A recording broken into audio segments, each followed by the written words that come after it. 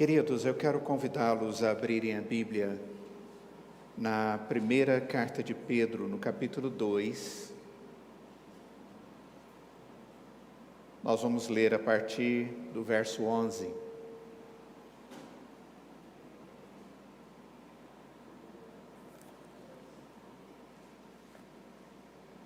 Onde a Escritura diz assim: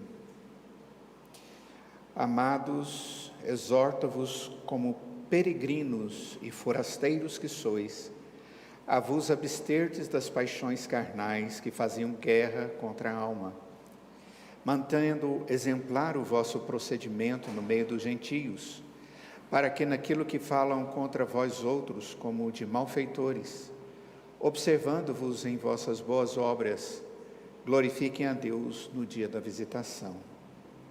Sujeitai-vos a toda a instituição humana por causa do Senhor, quer seja o rei como soberano, quer as autoridades como enviadas por ele, tanto para castigo dos malfeitores como para louvor dos que praticam o bem. Porque assim é a vontade de Deus, que pela prática do bem façais emudecer a ignorância dos insensatos. Como livres que sois, não usando todavia a liberdade por pretexto da malícia, mas vivendo como servos de Deus. Tratai todos com honra, amai os irmãos, temei a Deus, honrai o Rei. Vamos orar. Senhor, nós, como tua igreja, como teu povo, nós sabemos que temos tantas responsabilidades na nossa vida pessoal e cristã contigo, mas ao lermos a tua palavra, vemos claramente que temos também responsabilidades no meio onde vivemos e na nossa sociedade e como brasileiros para com o nosso país. Pedimos que o Senhor esteja nos dando agora, através da tua palavra, orientações para que possamos viver como cristãos brasileiros, pessoas, ó Pai, que honramos ao Senhor no meio onde vivemos. Em nome de Jesus. Amém. Queridos, hoje quero falar um pouquinho com os queridos sobre um tema que certamente não é fácil, mas eu creio que tem causado muitas dificuldades, mas não pela observância da Escritura, mas pelas conjunturas do que é a observância da Escritura. Sobre a relação entre o Estado e a igreja e o Estado. E o que Deus fala a respeito disso. Nós estamos a uma semana de uma eleição, e desde que eu me entendo por gente, eu nunca vi algo, ou uma eleição ser tão concorrida e gerar tantas coisas quanto essa tem gerado. Coisas que ocorrem dentro do contexto social, trabalhístico, e por que não dizer até mesmo dentro dos lares, a ponto de as pessoas estarem perdendo a noção dos valores umas às outras, e não procurando na Escritura orientação exata a respeito desse tema. Às vezes o calor dos nossos desejos, das nossas escolhas tem sido mais importantes do que aquilo que mais deveria imperar no nosso coração. Quando Pedro está falando aqui à igreja, nos versos anteriores, se você der uma olhada a partir do verso de número 9, ele fala da igreja e ele diz: igreja, vós sois raça eleita, sacerdócio real, nação santa, povo de propriedade exclusiva de Deus, a fim de proclamardes as virtudes daquele que vos chamou das trevas para a sua maravilhosa luz. Vós, se referindo à igreja, sim, que antes não erais povo, mas agora sois povo de Deus, que não tinhas alcançado misericórdia, mas agora alcançastes misericórdia. A grande preocupação que Pedro tem aqui é com uma igreja perseguida, uma igreja que sofria por causa da fé e que tinha várias limitações aqui, como famílias cristãs para viverem a fé, porque haviam abandonado tudo o que tinham produzido, angariado nas suas vidas para trás por causa da perseguição, porque eles eram cristãos. E a primeira coisa que nós observamos aqui nesse texto, no capítulo 2, é que Pedro tem uma preocupação muito grande de mostrar para aqueles cristãos que, independente das circunstâncias onde eles vivem, eles são povo de Deus. E no verso 1 ele diz que eles devem se despojar de todas as coisas que não são próprias do ensinamento de Deus. Ele diz da maldade, do dolo, da hipocrisia, da inveja e toda sorte de maledicência. E eu fico olhando para isso aqui, e dentro desse contexto político contemporâneo, eu fico meio preocupado, ou exageradamente preocupado. Porque esse tem sido um tempo onde as pessoas têm falado com maldade, com dolo, ou seja, trazendo coisas não boas para o outro, com uma certa hipocrisia, cobrando das pessoas aquilo que elas mesmas não vivem. Elas são invejosas e acabam falando coisas maledicentes dos outros. E aí você pode dizer, mas isso acontece não dentro da igreja. Infelizmente eu vou lhe dizer que sim. Sem sombra de dúvida, sim. Mas o texto continua no verso 2, dizendo que nós devemos, como igreja, desejar ardentemente, como crianças nascidas, o genuíno leite espiritual, para que por ele sejamos aqueles que recebemos um crescimento para a salvação. E isso tem a ver com santificação. Ou seja, o cristão não pode permitir que nenhum assunto, nenhum tema desvie a atenção dele como servo de Deus. A atenção principal do cristão é uma vida santa que glorifica a Deus.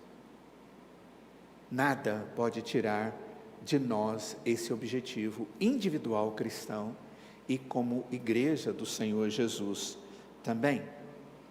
No texto que eu li para vocês, no verso 9 e 10, Pedro diz que nós somos caracterizados pela nossa relação com Deus como uma raça eleita, como aqueles que podem conversar com Deus, um sacerdócio real. Nós somos uma nação santificada ou separada para a comunhão com Deus. E o propósito, como igreja, proclamar as virtudes de Deus, as virtudes que salvam, que só podem ser encontradas em Cristo Jesus.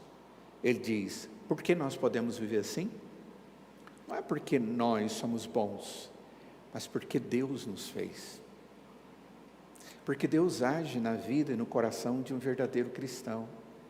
Ele diz, antes vocês não eram povo de Deus, mas agora vocês foram feitos por Deus, povo de Deus. Vocês não tinham sozinhos a misericórdia, mas vocês foram alcançados pela misericórdia de Deus. E é exatamente baseado nisso que Pedro vai falar a respeito da vida cristã em todos os seus relacionamentos. Se você der uma observada aí no texto, a partir do capítulo 2 até o final, no capítulo 5, ele vai dizer como que os crentes devem viver, como os cristãos devem viver, sendo esse povo transformado por Cristo Jesus. Eles devem viver adequadamente na sociedade e diante das lideranças. No capítulo 2, a partir do verso 18, ele diz que ele tem que ter uma boa relação profissional. Depois, no capítulo 3, fala do relacionamento familiar, fala da mulher, do marido, fala do relacionamento dele com a sociedade.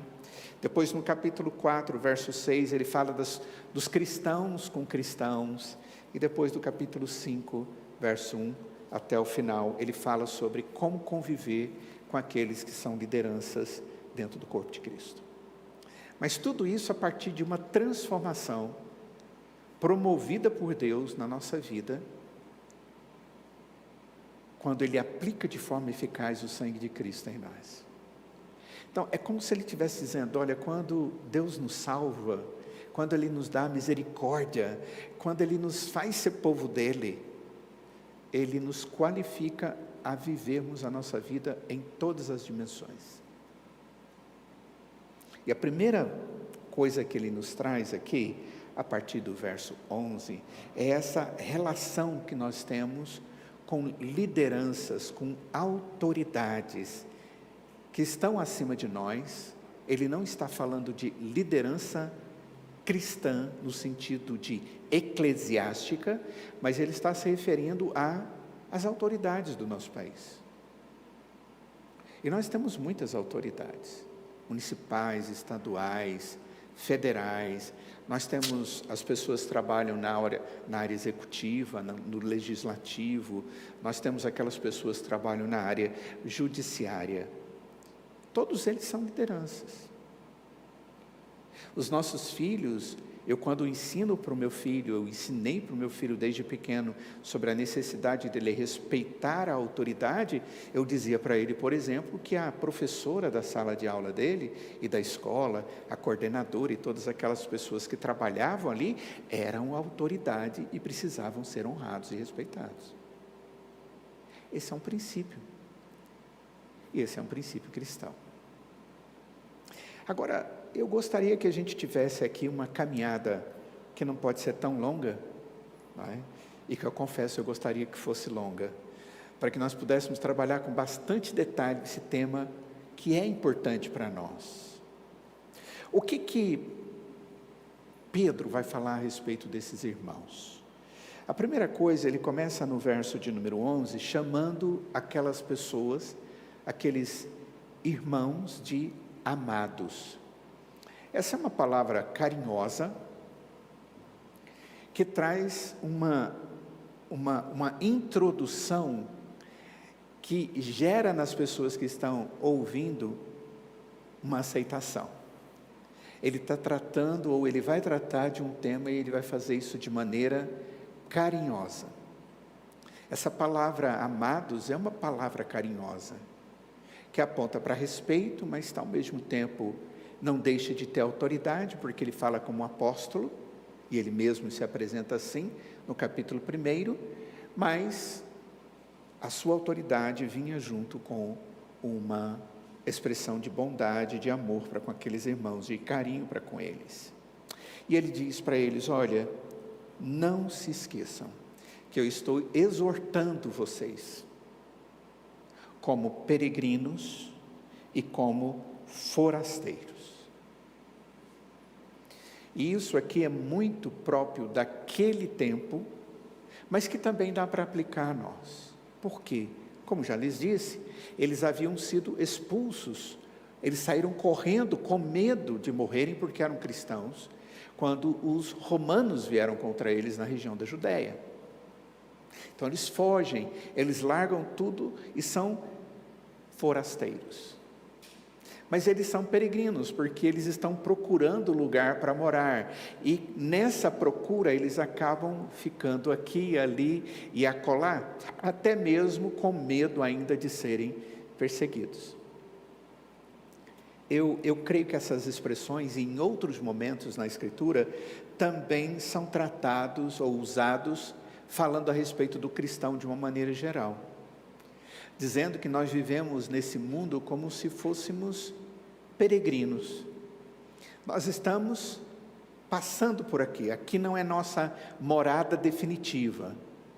A morada definitiva de um cristão, daquele que crê em Jesus como Salvador, perdoador dos seus pecados, não é aqui. Apesar de lutarmos por essa vida comum do dia a dia, trabalharmos, estudarmos, fazermos tantas coisas, gerarmos sistema de segurança para a nossa própria existência, para a nossa família, a linguagem bíblica, ela nos leva a olhar para a eternidade e ver em Cristo a abertura dos céus, que é a morada eterna. Então, num certo sentido, isso se aplica a nós. Como ser cristão fiel e exemplar diante das sociedades e no mundo contemporâneo onde vivemos? Qual que é a conduta correta do cristão? A primeira coisa que Pedro traz aqui nesse texto é que a conduta cristã, ela em qualquer lugar, e diante de qualquer pessoa, ela visa, em primeiro lugar, a glória de Deus. Às vezes nós ficamos tão preocupados em fazer o correto e às vezes agradar aqueles que estão ao nosso redor e que nós servimos, que nós nos esquecemos que o principal objetivo nosso é glorificar a Deus. Mas ele também diz que um dos propósitos da vida do cristão é ser exemplo para a vida daquele que ainda não conhece a Deus. Então, é duplo aí, ele diz, verso 12, mantendo exemplar o vosso procedimento no meio dos gentios. Gentio é aquele que não é cristão, para que naquilo que falam contra vós outros como de malfeitores, observando-vos em vossas boas obras, qual o objetivo? Glorifiquem a Deus no dia da visitação.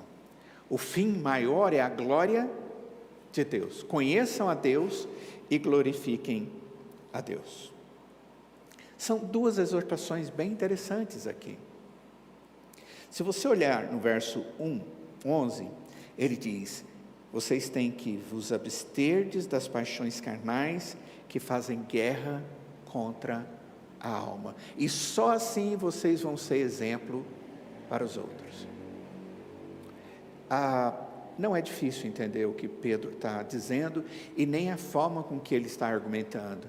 É como se ele estivesse dizendo, como Jesus disse aos fariseus: olha, você não vê esse pedaço de madeira no seu olho te prejudicando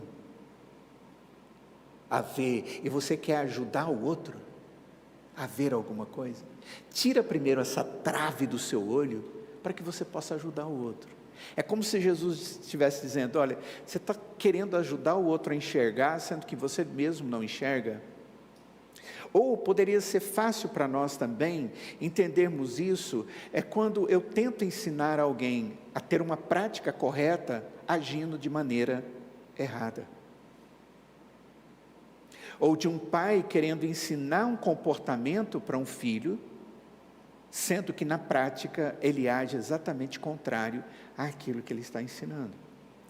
O que Pedro está dizendo é que um cristão, ele tem como objetivo principal, inicial na sua vida, é glorificar a Deus, levar outras pessoas a glorificarem a Deus, na medida em que eles vivem como cristãos autênticos. E aqui está a premissa que eu entendo precisa ser levada em consideração por nós, quando tratamos de temas do relacionamento do cristão na questão do Estado ou das autoridades que estão acima de nós. O cristão, em tudo, ele tem que agir para ser exemplo. Ele tem que se preocupar em ser instrumento para edificar o outro. Ele tem que levar o outro a glorificar a Deus, como ele também glorifica. Se isso não for considerado, queridos, nada vai dar certo. No debate da política, muitas vezes Deus fica de lado. Ele fica abandonado. E a glória de Deus fica diminuída. Porque eu estou tão preocupado em defender ideias, que eu esqueço do objetivo principal da minha própria existência, a glória de Deus. E Pedro está dizendo aqui, isso é em primeiro lugar. Você quer abençoar as pessoas? Você tem que levá-las a glorificarem a Deus, vendo Cristo através da sua vida. Como? Abandonando as paixões da carne, que militam contra a sua alma. E aqui ele está mostrando que o homem, ele tem que se afastar daquilo que não é bom.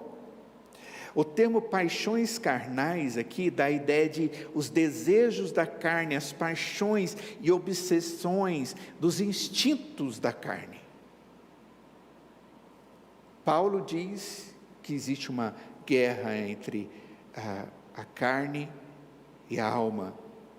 A luta da carne, ou falando melhor, é a luta contra as paixões que muitas vezes me faz corromper a minha parte mais nobre, que tem a ver com o espiritual e com aquilo que comunga com o Senhor. Eu sou uma pessoa, eu sou indivisa, eu tenho corpo e alma, mas na corrupção, um corrompe o outro. E isso é muito claro aqui nesse texto.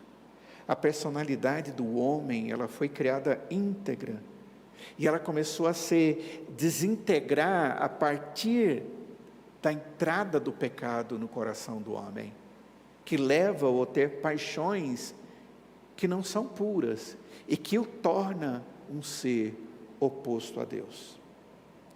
Pedro está dizendo, para viver com Deus não é assim. Não é assim que as coisas devem acontecer.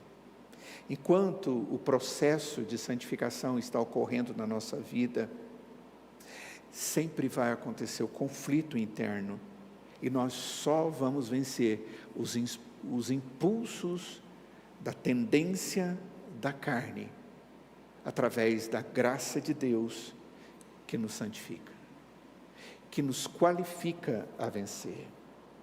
Carne e alma podem ser entendidos aqui como representante da minha velha natureza e a minha nova natureza.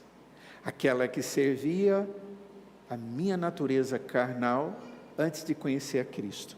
E agora a minha nova natureza, transformada pelo sangue de Cristo que me perdoa, que me santifica e que me faz desejar ser cada vez mais parecido com Cristo Jesus. Como que isso pode acontecer? Ele diz, mantendo exemplar o vosso procedimento no meio dos gentios. Irmãos, querida igreja, nós não podemos agir como o mundo age. Nós temos que agir como Cristo e a sua palavra quer. E isso é real. Como cristãos, esse é o princípio. Eu não posso, porque todo mundo tem um comportamento XYZ, diante dos vícios, diante dos relacionamentos conjugais, diante das infidelidades, diante das moralidades e imoralidades, e todo mundo faz isso, eu vou fazer, não posso. E até mesmo diante da política. Não posso. O meu procedimento é de um cristão, e que quando age segundo a palavra de Deus, se torna referencial, como diz Pedro aqui, para o gentio. O cristão honra, respeita, valoriza, dignifica o próximo, em qualquer circunstância. E isso é muito importante para nós, extremamente importante para nós. Pastor, mas tem algumas pessoas que são difíceis da gente engolir, né? Eu lembro do pastor que pregou aqui para nós semana passada, o pastor Jonatas, ele falando do carregar, não é? Qual que é a expressão que ele usou? Suportar. Paulo fala essa expressão, e ele usou a expressão de Colossenses, de suportarmos uns aos outros, e ele diz que suportar ali tem a ver com carregar, mas tem muito mais a ver com aguentar mesmo. E ele diz, olha, lembra aquela pessoa que você fala assim, nesse assunto eu não aguento. Ele falou, é exatamente essa pessoa que Deus está dizendo aqui no texto, que você tem que, como irmão na fé, aguentar. E eu falei, meu Deus do céu, todo mundo deve estar engolindo seco agora. Porque eu estava. Tem certas pessoas que parece que a gente suporta mais ou menos assim. E principalmente em alguns temas. E a política tem se tornado isso. A avaliação do Estado tem se tornado assim. Nós temos extremos em todos os lados. Eu não vou citar e nem vou trabalhar sobre direita e esquerda, porque não me compete a isso. Eu me refiro a coisas que são importantes para nós. E ter lideranças é importante. E escolher de lideranças para nós, que entendemos biblicamente que essa é a melhor maneira, também é importante. Mas isso tem que ser feito com um procedimento exemplar. E o procedimento exemplar, se os irmãos forem no último verso que eu li, que é o verso 17, vocês vão ver como isso está tratando aí. O texto diz, verso 17: tratai todos com honra, amai os irmãos, temei a Deus, honrai o rei. Isso aqui é importante, extremamente importante. Eu já compartilhei com vocês uma história de um presbítero que eu amava muito, já está com o Senhor, e graças a Deus está com o Senhor. E uma vez a gente estava numa reunião de lideranças, uma reunião conjunta de presbítero e diácono, tomando café, e havia umas brincadeirinhas que estavam sendo feitas a respeito do presidente daquela época. E ele chegou lá e naquele bolinho, né, do cafezinho da gente ali, e ele foi ouvindo aquilo e ele se incomodou. E aí ele virou para os presbíteros e os diáconos que estavam ali, e eu estava lá. E ele disse: os irmãos não acham que está tudo errado, não? E deu-nos uma lavada. Vocês conhecem essa expressão, não conhecem? A Bíblia diz que se a gente não concorda, ou se tem alguma dificuldade com os líderes, nós temos que orar por eles. E aí ele citou o texto de Romanos, e citou o texto de 1 Pedro também. E ele estava totalmente cheio da razão. O que a Escritura ensina é que, mesmo que eu não concorde com esse líder, eu não posso destratá-lo, desonrá-lo, desrespeitá-lo.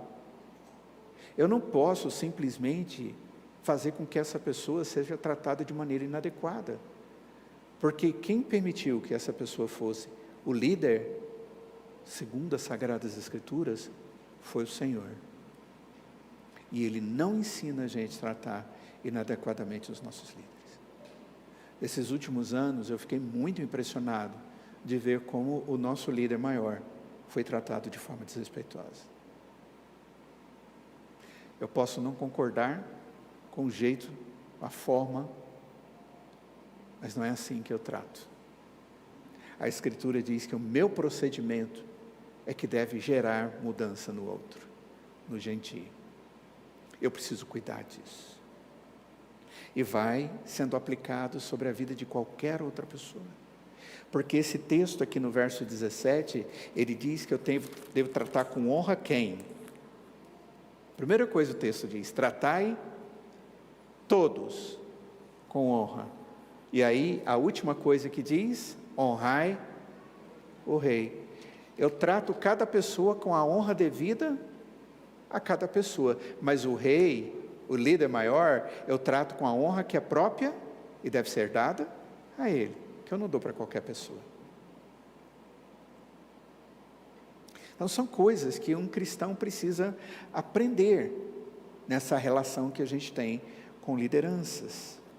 O processo que Deus faz de transformação da nossa vida, na medida em que Ele vai trabalhando em nós, na medida em que a palavra de Deus a gente vai estudando e ela vai trazendo forma a nós, não é? Até que possamos ficar bonitos e sairmos do casulo como crentes totalmente preparados. Isso é para que nós possamos ser bênção na vida dos outros. Mas ainda somos forasteiros e peregrinos. O texto diz que os crentes aqui, eles devem agir dessa forma, no verso 12, para que naquilo que falam contra os crentes, vós, outros, como de malfeitores, ou seja, ficam chamando vocês de malfeitores, observando-vos em vossas boas obras, glorifiquem a Deus no dia da visitação. Por que esses cristãos estavam sendo considerados malfeitores, ou chamados de malfeitores, ou podiam ser chamados de malfeitores? Tudo isso porque se recusavam a participar de certos costumes da sociedade daquela época e onde eles estavam vivendo. Eram vistos como meio que corpos estranhos no meio da sociedade. Todo mundo faz isso, mas esses cristãos não fazem isso. Tipo assim, todo mundo tem essa prática quando está junto com os outros, mas eles não fazem isso. E essa recusa, muitas vezes, de participar de certos costumes contra a moral cristã, e ele diz, isso é contra aquilo que eu tenho aprendido do Senhor, levava os gentios a dar as interpretações mais diversas, dando origem a falatórios, e eles acabavam sendo tratados como malfeitores. É interessante porque, se a gente for olhar dentro do contexto nosso, você já deve ter visto a expressão tipo, mas você não é cristão? Você não é, às vezes, crente, né? Um dia, conversando com uma pessoa, e ele disse, olha, eu não concordo muito com essa pessoa, porque ele é um cristão, e olha só o comportamento dele. Eu disse, você é o quê na fé? Ele disse, eu sou um católico. Eu falei, você crê em Jesus como Salvador? Ele disse, creio. Eu falei, graças a Deus, então você é salvo como eu. Se você crê em Jesus como Salvador. É o que a Escritura ensina. E aí ele falou, por que você está fazendo essa pergunta? Eu disse, você já perguntou alguma vez se alguém que tem o mesmo tipo de fé seu e religião não está agindo contrário à suposta fé que ele tem? E você está questionando a mim sobre a fé de um dito evangélico? Por que você questiona um cristão evangélico e você não questiona um cristão católico? Essa foi a pergunta que eu fiz para ele.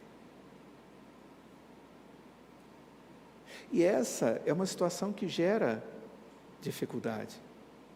Esse é o tipo de pergunta que gera dificuldades. Por que eu sou um cristão e eu devo ter compromisso? Sabe por quê, queridos? Porque um verdadeiro cristão, quando ele tem verdadeiro compromisso com Deus, ele vai ser visto como cristão.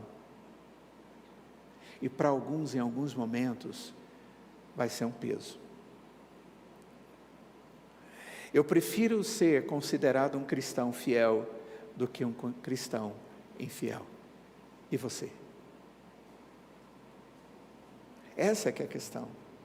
Paulo, na sua segunda viagem missionária, na cidade de Filipos, teve uma acusação que foi trazida contra ele e os seus companheiros. E a acusação está lá em Atos capítulo 16, verso 21 e verso 22, diz assim, eles, se referindo a Paulo e os seus companheiros, eles perturbam a cidade, pregando costumes que os romanos não podem receber nem praticar. Eles queriam que eles adorassem o rei de Roma, e eles não adoravam o rei de Roma, eles adoravam a Deus.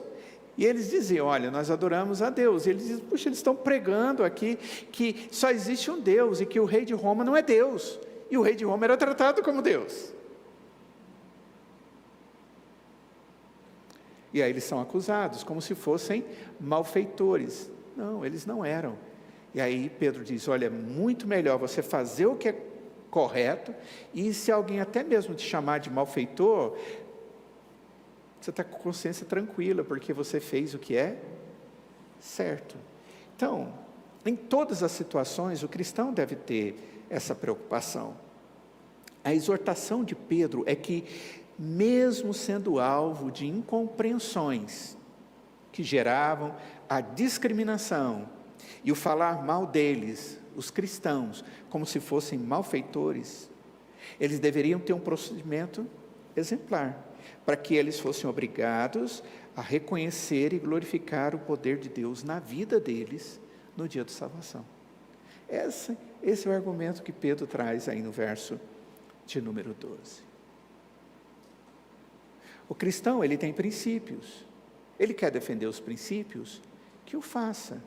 Mas que o faça, acima de tudo, por causa de Deus. Esse é o nosso maior objetivo. E eu concordo com isso, defender princípios cristãos.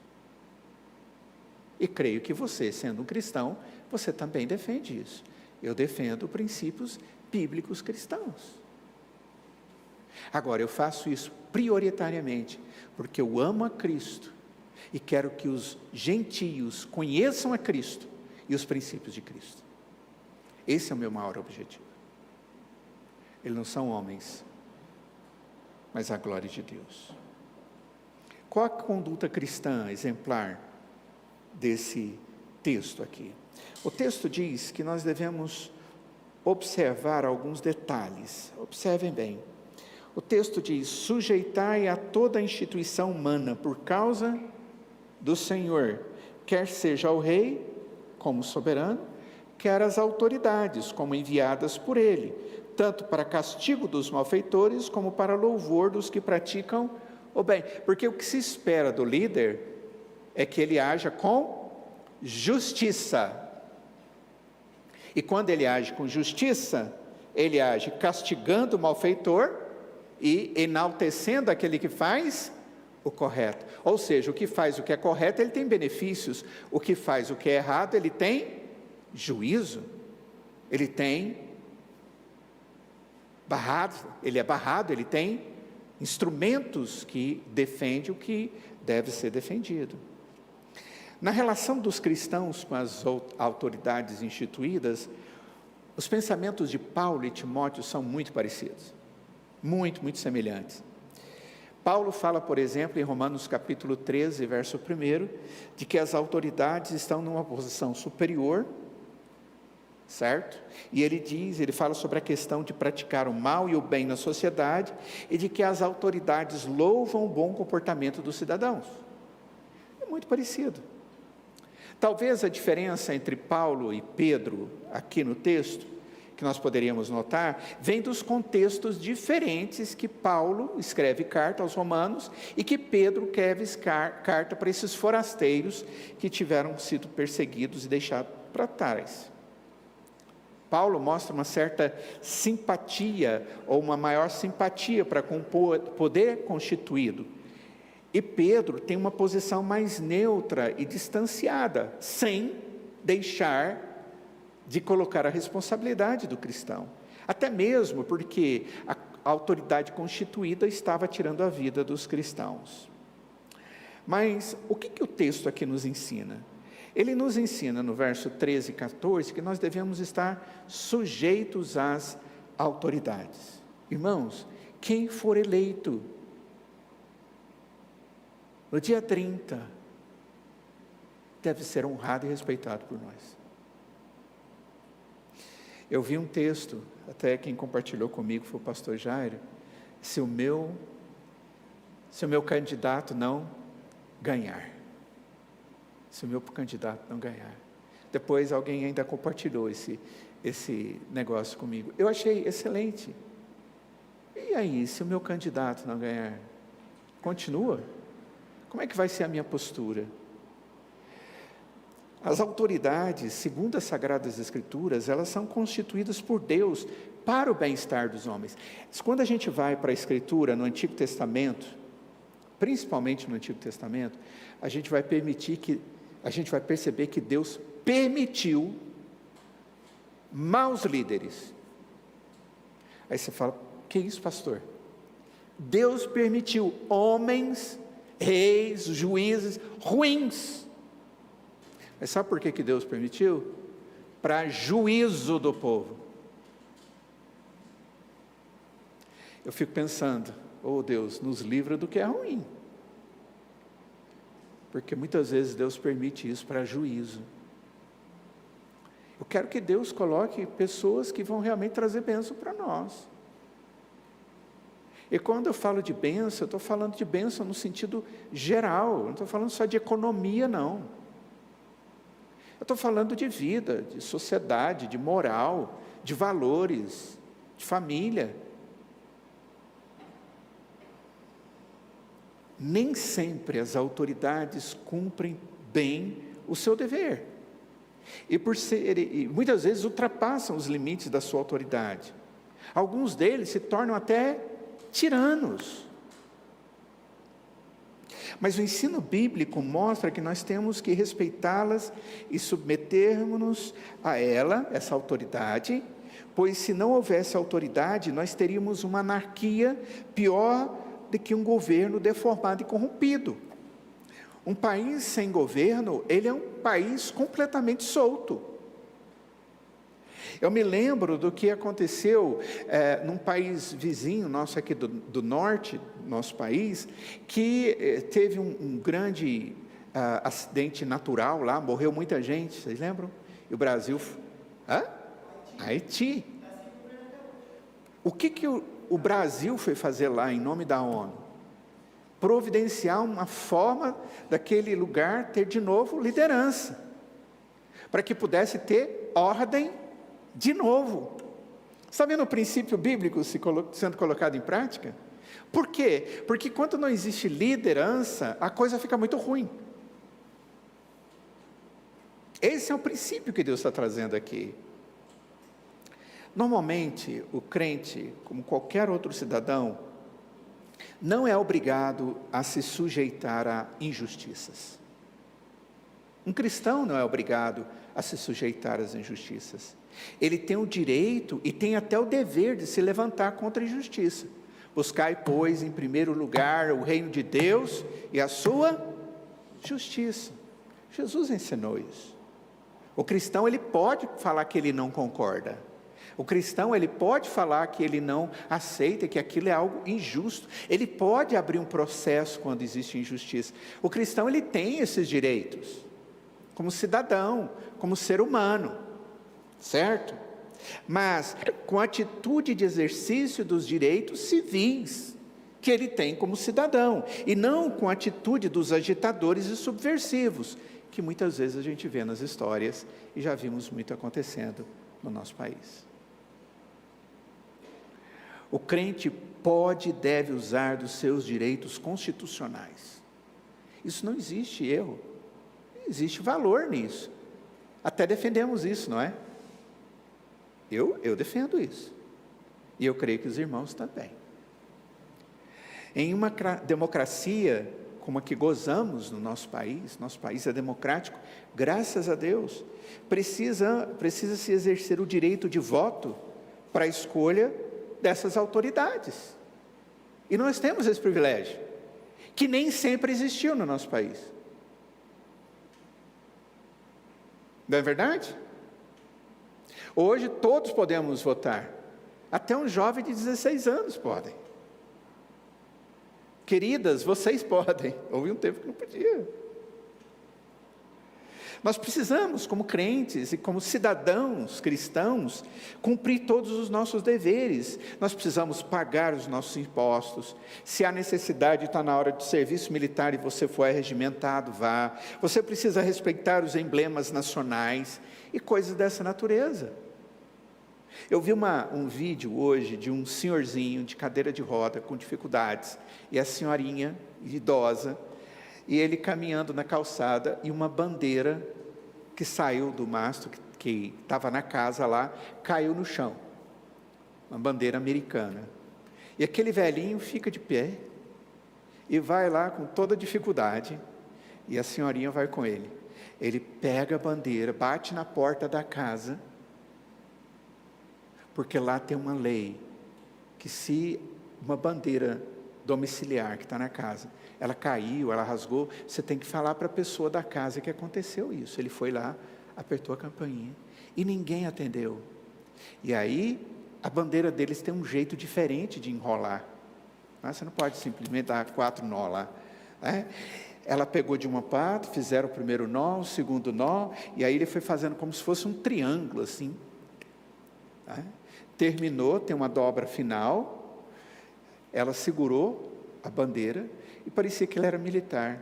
Aquele velhinho com a perninha arqueada, ele fez assim, e com toda a honra, Ele foi colocar num lugar para que a família pudesse pegar quando chegasse. Quisera nós tivéssemos no Brasil sentimento e atitude semelhante. Eu estou dizendo isso porque eu sou brasileiro e eu sei que não somos tão respeitadores assim. Nós cristãos precisamos saber valorizar as coisas que têm a ver com o nosso país. A nossa atitude tem que ser atitude de respeito e obediência às autoridades humanas, porque Deus os colocou. Mas o texto aqui diz algo que é muito importante, diz: sujeitai-vos a toda instituição humana por causa do Senhor. Primeiro, porque Deus determinou. Segundo, porque Deus quer que desse modo nós sejamos exemplo em tudo. Então eu não posso correr disso aqui. O apóstolo ainda nos lembra de que, de algum modo, as autoridades, elas louvam aqueles que praticam o bem e servem de castigo para os malfeitores. Então observe, a Escritura fala sobre isso? A Escritura fala sobre isso. É estranho para nós isso que estamos ouvindo? Não. Em primeiro lugar vem o Senhor, e tudo é por causa do Senhor, e é para a glória do Senhor. O cristão busca o que é correto? Busca. Ele deve buscar pela justiça? Deve. Ele deve se preocupar com princípios? Deve. Ele deve ser exemplo para as pessoas? Deve. E tudo isso por causa do Senhor. Esse é o nosso alvo maior. E quando o cristão faz assim, ele serve de exemplo para o gentio, que vai olhar para o cristão e falar assim: ele é diferente assim, porque existe algo diferente nele, e esse alguém é Jesus. E o texto diz que se ele conhecer Jesus através da sua vida, quando Jesus voltar no dia do Senhor, ele também vai glorificar a Cristo com você. Há algumas razões óbvias para obedecer ao governo, e eu disse isso para vocês.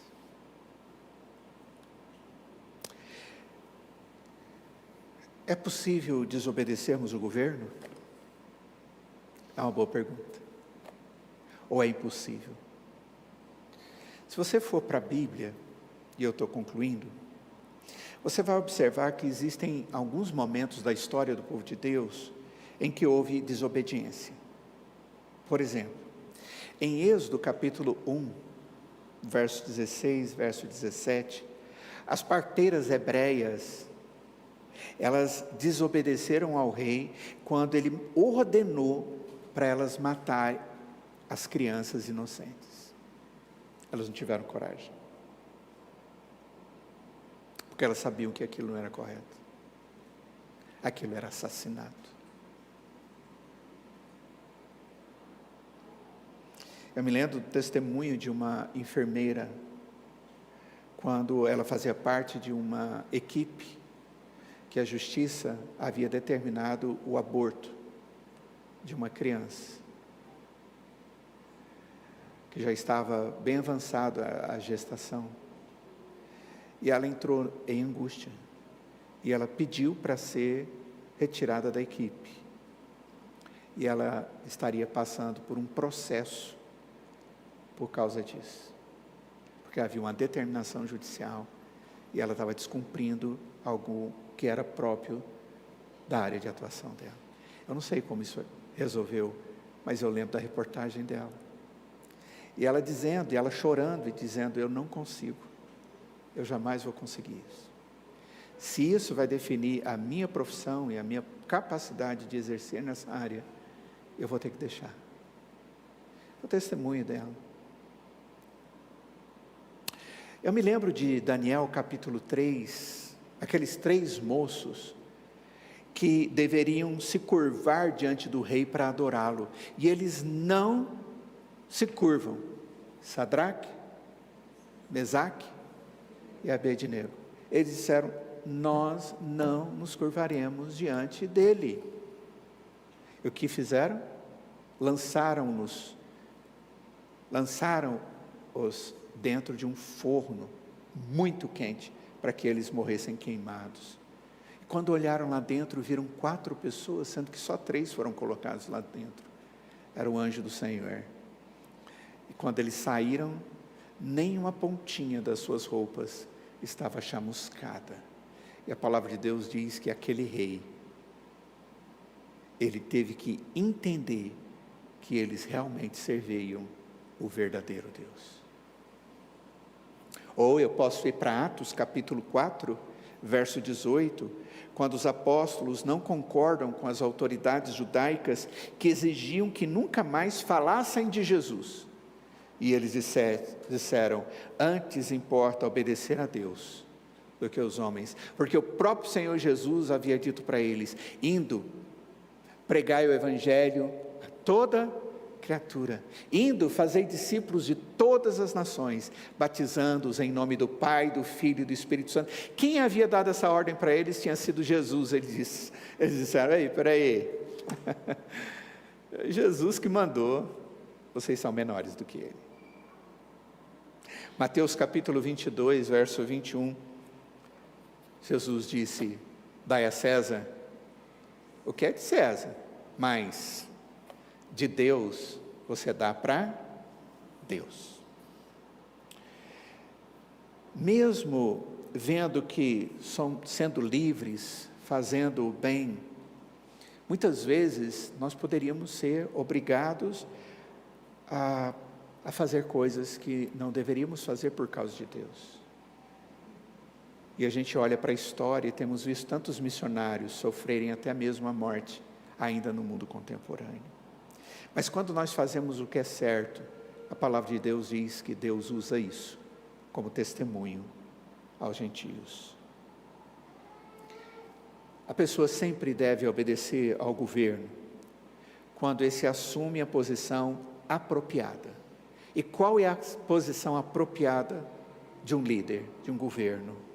Debaixo da autoridade de Deus. Debaixo da autoridade de Deus, mas nunca deve obedecer ao governo quando esse quer se tornar e ser tratado como Deus. Essa é a realidade. Somente Deus pode exigir adoração, sacrifício e reconhecimento irrestrito da sua autoridade.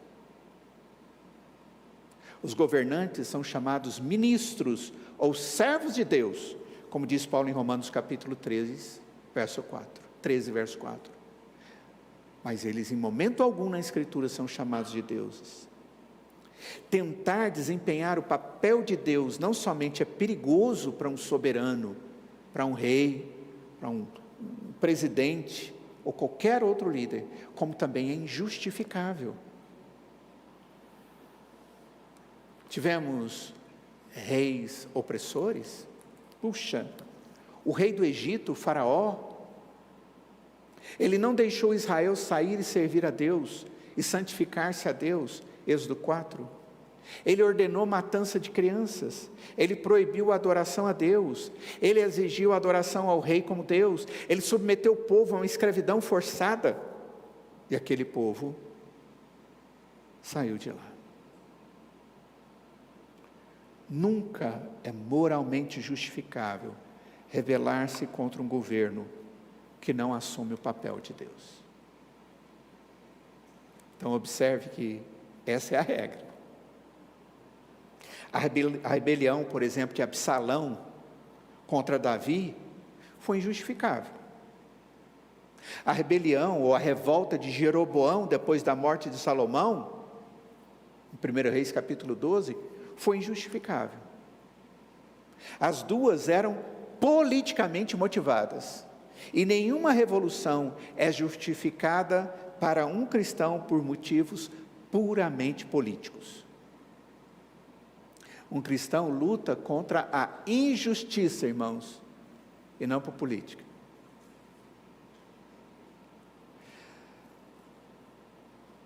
Nós devemos ser instrumentos nas mãos de Deus. A palavra do Senhor diz que devemos cooperar E a melhor cooperação que nós devemos ter, irmãos, é orar pelas nossas autoridades. Nós devemos pedir para que a vontade de Deus seja feita. Não existe nenhuma justificativa bíblica que eu possa encontrar para trabalhar para derrubar o governo, a não ser que esse governo assuma o papel de Deus. E esta é a razão moral e espiritual, e não puramente política, que pode justificar nossa atitude. Paulo afirma que nós devemos assumir uma responsabilidade social. Isso nós temos para promover a paz e a moralidade. Paulo diz, antes de tudo, pois, 1 Timóteo capítulo 2, verso 1 e 2, antes de tudo, pois, exorto que use a prática de súplicas, orações, intercessões, ações de graças em favor de todos os homens, em favor dos reis e de todos os que se acham investidos de autoridade, para que vivamos vida tranquila e mansa, com toda a piedade e respeito. Irmãos, essa semana creio que é desafiadora para nós, cristãos brasileiros. Qual a minha orientação bíblica à luz do que nós estudamos? Vamos agir dentro das ferramentas que Deus nos traz. E a primeira delas é, vamos orar. Vamos orar pelo nosso país. E vamos orar para que a vontade de Deus seja feita. E nós podemos pedir para o Senhor, por ser um desejo nosso, que Ele não nos mande alguém para juízo, mas para bênção. Segundo, o nosso papel é de sermos cristãos que vivem a palavra de Deus, para que as pessoas possam ver em nós maturidade cristã e possam ver Cristo através das nossas vidas. Esse é um tempo de testemunho. Cuidado com as palavras, cuidado com os motejos, com as piadas, cuidado com a maledicência, cuidado com a desonra, cuidado com essas coisas, que não são coisas que Deus se agrada. Que Deus tenha misericórdia de nós, irmãos, individualmente. Que Deus tenha misericórdia do nosso país e nos abençoe. E que tudo seja para a honra e para a glória do nosso Senhor. Vamos orar? Vamos nos colocar de pé.